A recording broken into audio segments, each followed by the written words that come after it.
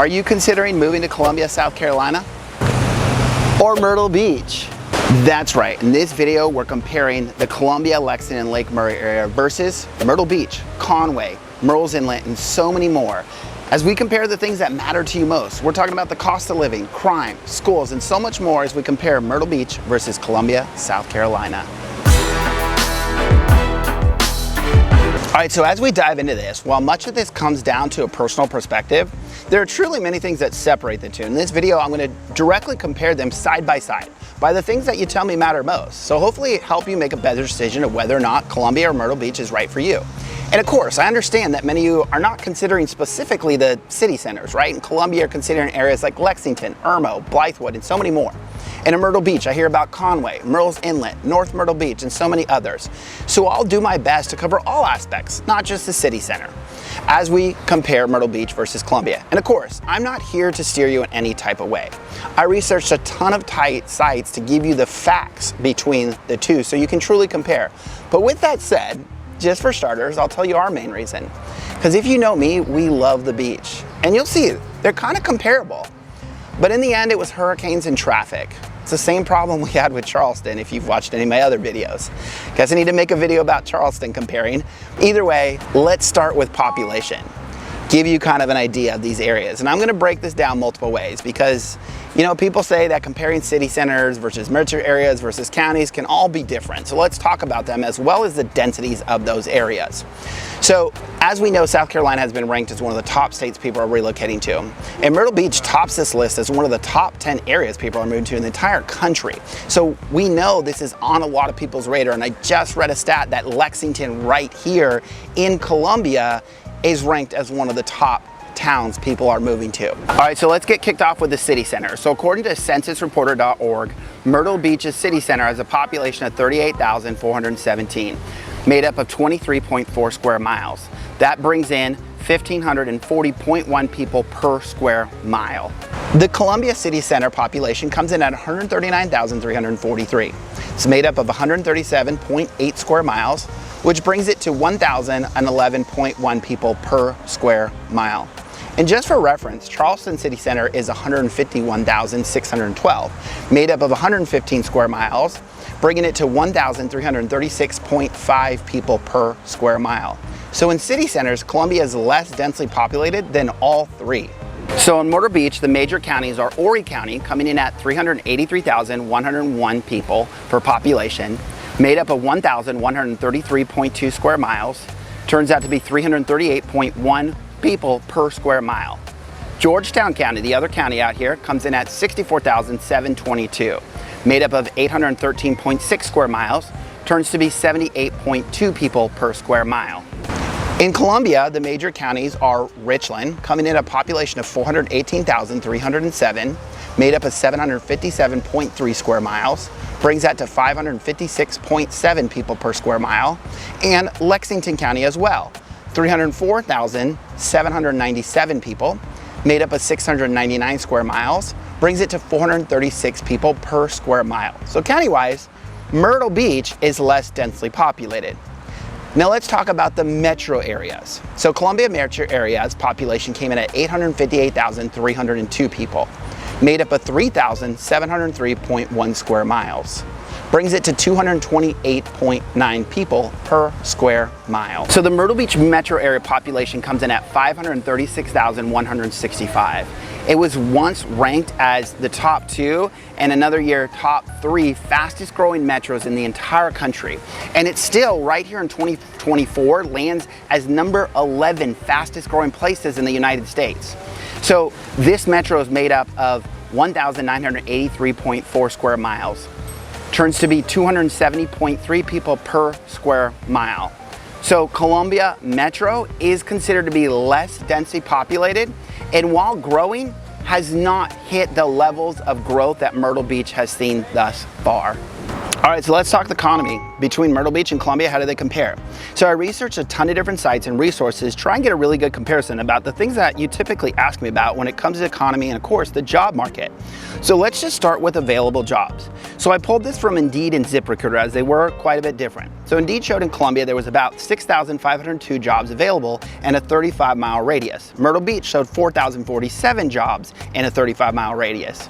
ZipRecruiter showed 19,306 jobs within 25 miles of Columbia, and Myrtle Beach showed 9,039 jobs. Now, according to bestplaces.net, the average commute for residents of Myrtle Beach is actually 1.3 minutes longer than it is for residents of Columbia. Pretty comparable there though. But either way, let's talk top employers. So first we'll dive into Columbia. So healthcare and social assistant makes up about 14% of their job market. Retail trade makes up about 12%. Manufacturing is about 10%. Accommodation food service about 9%. And then public administration is about 8%. Now when it comes to the top employers, number one is going to be the state of South Carolina. Of course, with the state capital here, as well as the state employees with DHEC, SLED, and so many others, that's number one. As well, you have Prisma Health of the Midlands, Blue Cross Blue Shield, who has a campus here, Lexington Medical Center, as well as, of course, the University of South Carolina. Now let's talk about new jobs that are coming to the area, creating more opportunities, because this is a big one that's happening right now in Columbia specifically. Obviously, the biggest one is going to be Scout Motors. They're in the process of building that plant, as well as they put a corporate headquarters down here in Bull Street District. I've already talked to multiple people that have accepted positions and some that have already moved here, starting here. Obviously, with the growth of this, it's a ton of different types of jobs as well, which is the important things, creating diversity of jobs in there. They do say that over time, it's going to create about 4,000 jobs, not just at the plant and the office, but of course those other jobs that come about because of it. As well, we've also seen other businesses come to the area. Service Solutions, they're an electrical vehicle battery material facility. As well, you do also have Mark Anthony Brewing, who's a supply chain management company. They're building in the area. They make White Claw and Mike's Hard Lemonade. So obviously this is just creating more diversity to jobs in the area. As like I said, in the past you have healthcare, manufacturing that were so big. So obviously the more diversity of jobs, more opportunities, the better. Now let's talk about Myrtle Beach. So breaking it down, food preparation and serving makes up 22.1% of their job market. Sales and related occupations make up 19.3%. Office administration support make up 14.4%. Transportation and material moving make up 8.8%. Educational makes up 6.7%. Healthcare makes up 6.3%. Their top 5 employers are Horry County School District, Coastal Carolina University, Horry County Government, Conway Medical Center, and McLeod-Lohr Seacoast.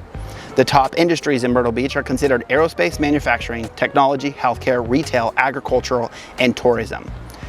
The average salaries, what I could find, in Columbia comes in at $48,791, and in Myrtle Beach it's $45,701. Columbia unemployment rate is 5.2% and Myrtle is 7.6%. The national average is 6%, so Columbia is better, Myrtle Beach is worse than the national average. Continue on with economy. Let's dive into what colleges exist there. So colleges in Myrtle Beach, you have Coastal Carolina, as I mentioned, Francis Marion, Franklin University, as well as community colleges. Columbia has the University of South Carolina, Columbia College. As well in Columbia, we do have 2 HBCUs, Allen University and Benedict University, as well as community college. So while tourism dominates the Myrtle Beach market, overall, Columbia takes home the win, especially when it comes to the economy, considering the year-round stability of jobs, expansion of job industries, the unemployment rate, and so much more. And for those of you that don't know who I am, my name is Brandon. My team and I of local real estate agents have truly been helping people relocate right here to the Midlands of South Carolina, Lexington, Columbia, and the Lake Murray area. So please don't hesitate to reach out. That way you don't have to go at this alone. And if you are considering Myrtle Beach, reach out as well, as we can get you in touch with one of the local agents we know in the area. All right, so let's dive into sports and entertainment. I mean, I hate to say it, Myrtle Beach is the beach, and if you followed me for any sort of time, you know we love the beach. So it's gonna be hard to not let my bias take over in this category, but I will try and be fair as I do this. But let's talk about sports, entertainment venues, and so much more that each of these places have to offer. So as I talked about before, Myrtle Beach has a Coastal Carolina College, which finds themselves in the Sun Belt Conference. They're a Division I team. Now, Coastal Carolina finally took home their first national championship in any sport in 2016, but obviously they have a variety of sports at the college that you can come watch. Now, Columbia has the University of South Carolina Gamecocks, the original USC for my California friends, which is a Division I college in the SEC, which is often seen as one of the most dominant, entertaining leagues around. Now, unfortunately, Gamecocks football has not been one of the dominant ones. But either way, the college itself, USC, has won 12 national team championships, including most notably and recently in women's basketball with their domination. They've also taken home multiple championships in men's baseball, women's outdoor track and field, and women's equestrian, and making a ton of entertainment when it comes to sports within both of those colleges. Now, outside of that, in Columbia, you have the Columbia Fireflies minor league baseball team, single A affiliate of the Kansas City Royals. Myrtle Beach has the Myrtle Beach Pelicans, another minor league baseball team, single A, and they're affiliate of the Chicago Cubs. As well, in Lexington, you have the Blowfish. They're a part of the Coastal Plain League, more of that college farm league type style. Columbia has the South Carolina United Bantams, a part of the USL League 2. Myrtle Beach has the Myrtle Beach Mutiny, part of the USL League 2 as well. Convention centers, let's talk about that. Columbia has their convention center, 142,500 square feet for meetings exhibit. Myrtle Beach has their convention center coming in at 250,000 square feet. Down in Columbia, you have the Colonial Life Arena. This is a concert venue as well as home to USC basketball. It holds about 18,000, seen a ton of venues and events come into the Colonial Life Arena. As well, you have the Township Auditorium, smaller, about 3,100 seats. But this is where you see acts like Matt Rife come to the area, Blippi, Shane Gillis, Kevin Hart, and so many more. Down here in Myrtle Beach, you have the Carolina Opry holding 2,000 guests, the Alabama Theater holding 2,000 guests as well. And then of course, you have all the festivals that you have down here. Literally just this past week in the Carolina Country Music Festival, right around the corner from where I sit. Of course, you have Broadway at the beach down here with all the rides, games, restaurants, shopping, and so much more. I mean, you have bike weeks down here, Jeep weeks. With all of those, I have to give this to Myrtle Beach, hands down. If you're looking for sports, entertainment, and so much more, of course, as you saw, sports was a little comparable, but entertainment, this is where it's at. I know some of you have told me this is where you come and vacation every year, this vacation town, and that's what people love about it. Now, I will say, I'm not gonna take the win away from Myrtle Beach on this one, but there's a caveat to that, just to play devil's advocate. Many have told me that they end up choosing Columbia because they get tired of the tourist towns, right?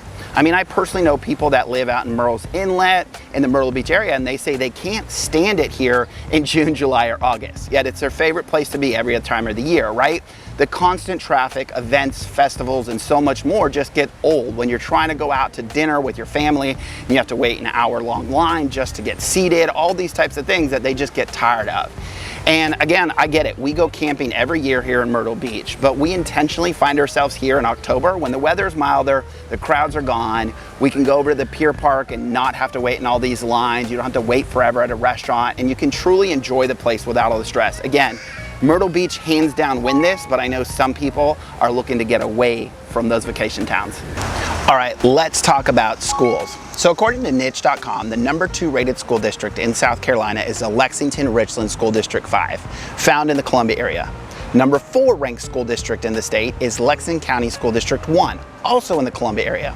Scrolling down the list, we find Horry County landing at #14 in the state of South Carolina. And wrapping up, Richland County School District #2 at #21 in the state. Now, for comparison, the first two landed at an A rating, and Horry County and Richland landed at an A-.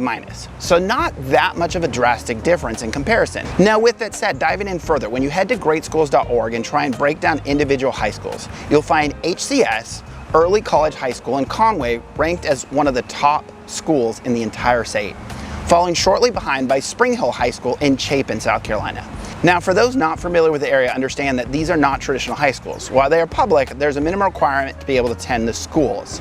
But when we continue down the list to the general public schools, you'll find high schools like Lexington High School, Chapin in the Columbia area as well, ranking in the top of the state. Not far behind them, St. James High School in Murrells Inlet. Going back to Columbia, Blythewood High School. So with that said, depending on where you end up moving will truly determine whether or not Columbia or Myrtle Beach ranks higher when it comes to the schools, as they both have high-ranking schools and districts. While yes, Columbia tends to have more of them and seems to rank a little bit higher, there are still options in Myrtle Beach to put you in one of the top 25 school districts in the state and some of the top high schools in the entire state. All right, let's talk about the airports. So Columbia has a Columbia Metropolitan Airport. That airport, you have airlines American, Delta, and United. Now obviously Myrtle Beach, being a vacation destination, it's gonna win this one. Myrtle Beach International Airport right here has airlines like Allegiant, American, Avelo, Breeze, Delta, Frontier, Southwest, Spirit, Sun Country, and United flying out of there. Now, Columbia Metro has recently sent out polls to us local residents asking what they'd hope to see what the future Columbia Metro looks like. So this battle may not be over, but for now it is. Myrtle Beach wins airports. All right, let's talk about cost of living. First, we're gonna talk about generals, then we'll dive into housing, and then one other thing to keep in mind that I've been hearing pop up more and more. So according to Best Places, Myrtle Beach is considered 3.4% more expensive than Columbia when it comes to overall costs, with Columbia ranking it at 87.4 and Myrtle Beach at 90.4, with the United States national average considered 100. So both less than the national average when it comes to cost of living. Now, Myrtle Beach, when it comes to actual housing, breaks down single family homes as well as condos, since obviously they have a significant amount of condos, especially right there on the beach. When it comes to single family homes, their median sales price lands right at $360,000 right here in 2024, with their average sales price right at $430,000. Now, when it comes to condo, their median sales price comes in at $250,000 and average sales price at $288,000. Obviously, HOA dues are much higher in those condos than they are single family, so keep that in mind. Currently, it shows that they have 3.6 months worth of inventory of single family homes and 5.9 months worth of inventory with condos. As far as Columbia goes, they don't separate condos versus single family homes, as we don't have that many that dominate our area. But to give you an idea, our median sales price overall lands at $265,000 right here in 2024, and the average sits at $300,000. There's currently 2.2 months worth of inventory in Columbia. So with that said, pricing is significantly higher in Myrtle Beach area. Yet with that said, they have significantly more inventory sent in the market relative to buyers, making it a little less competitive. So when it comes to cost of living, there's one other thing to keep in mind before I give a win to either one of these, and you probably know which way I'm going already based on those numbers. Many of you from Florida have discussed with me the rising cost of insurance in your market due to hurricanes, floods, and so much more. Obviously, with Myrtle Beach being on the coast, this does start to stir up some of those issues. Now, of course, from my understanding, the impacts are not as drastic that we've seen in Florida yet. So I don't see that being as bad as some of you told me, but obviously those average costs are gonna be higher the closer to the coast you are. Right here in Columbia, like, don't get me wrong, we do have floodplains, but it's very minimal compared to what you deal with down in Myrtle Beach. So this is another area where Columbia is going to edge out Myrtle Beach when it comes to that average insurance cost and cost overall. And so between that and, of course, all the numbers I just read when it came to cost of living, I'm giving this win to Columbia. All right, let's dive into weather. Now, obviously this is such a personal perspective, so I'm just gonna lay out the facts here and let you ultimately decide which one makes sense to you. And I pulled this from a couple different places, but primarily weatherspark.com. So Myrtle Beach, the cool season lasts for 3 months, they say, from December 4th to March 3rd, with the average daily high temperature below 62.